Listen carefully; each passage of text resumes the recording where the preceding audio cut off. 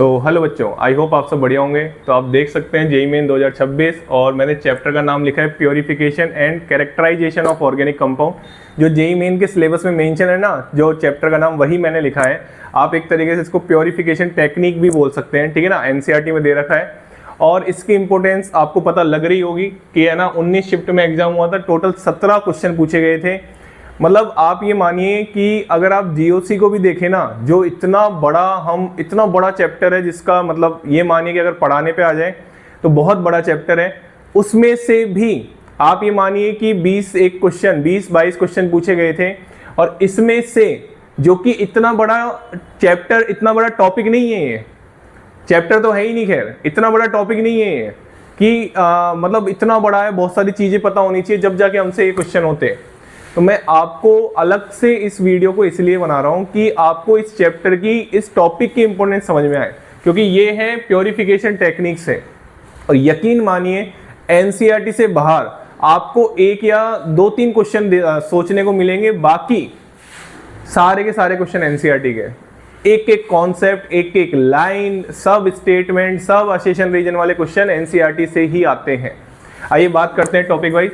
Important topic है, नहीं छोड़ के जाना है। जितने भी बच्चे जेईई मेंस आगे फ्यूचर में देने वाले हैं, इस चैप्टर को अगर आप अच्छे से करके जाते हैं तो आपके 4 नंबर 100% पक्के हैं, ठीक है ना। चलिए, इसके बाद अगर हम बात करें, आप डिस्टिलेशन पढ़ते हैं, हम डिस्टिलेशन पढ़ाते हैं, उसमें बहुत सारी चीज़, उसमें बहुत सारे डिस्टिलेशन पढ़ाते हैं। जैसे फ्रैक्शनल डिस्टिलेशन हो गया, एक क्वेश्चन पूछा। स्टीम डिस्टिलेशन हो गया, एक क्वेश्चन पूछा। डिस्टिलेशन में यूज टू सेपरेट पता नहीं कितनी बार पूछा जा चुका है। अरे मैं तो ये बोलता हूं कुछ नहीं करना ना, तो जो क्वेश्चन इसके आए हुए हैं ना वही कर जाओ, वैसे क्वेश्चन रिपीट होते हैं, बिल्कुल सेम कॉन्सेप्ट के, कुछ भी चेंज नहीं करता, बस डाटा चेंज करता है और सेम कॉन्सेप्ट अप्लाई करता है। परसेंटेज ऑफ सल्फर पूछ रहे हैं तो परसेंटेज ऑफ सल्फर ही पूछेगा उसमें से, और कुछ पूछने के चांसेस ही नहीं है उसमें। बात समझ में आ रही है। चलिए, लेकिन वही है ना, बच्चों जो कोचिंग से पढ़ते हैं उनको होश होता नहीं है किस तरीके से पढ़ा जाता है। एनसीईआरटी भी पढ़ना इंपॉर्टेंट होता है, चाहे वो फिजिकल की हो, चाहे इनऑर्गेनिक की हो, चाहे ऑर्गेनिक की हो।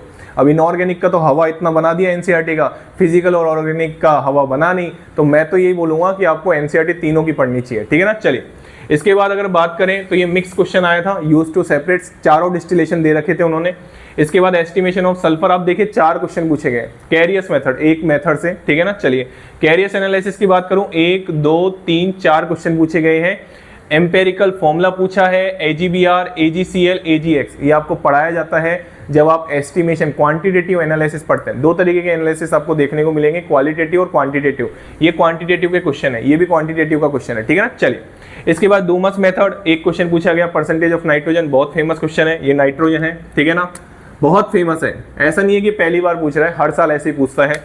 इसके बाद कंबशन ऑफ ऑर्गेनिक कंपाउंड, ये तो हम मॉल कॉन्सेप्ट में भी पढ़ा देते हैं, 2 क्वेश्चन पूछे गए वहां से। सब्लिमेशन, एक क्वेश्चन पूछा गया, स्टेटमेंट थे, 2 स्टेटमेंट थे।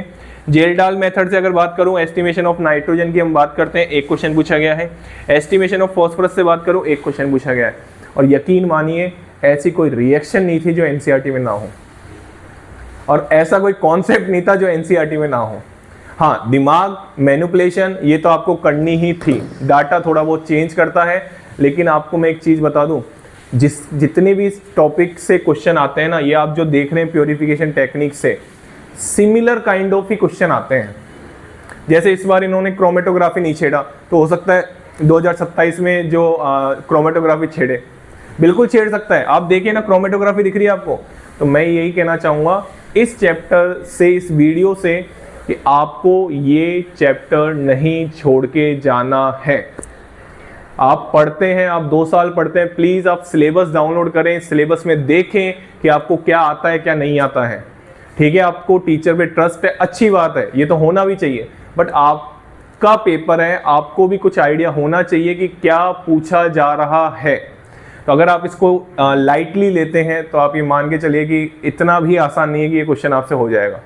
समझ रहे हैं मेरी बात। लेकिन हाँ, अगर आप पढ़ के जाते हैं, क्वेश्चन लगा लिए, पीवाईक्यू भी लगा लिए, तो बहुत हो जाएगा आपके लिए, ठीक है ना। चलिए, मेंस में अच्छा खासा पूछा जाता है, जे एडवांस में तो कभी कभार पूछ लिया तो पूछ लिया, लेकिन मेंस में ही अच्छा खासा पूछा जाता है।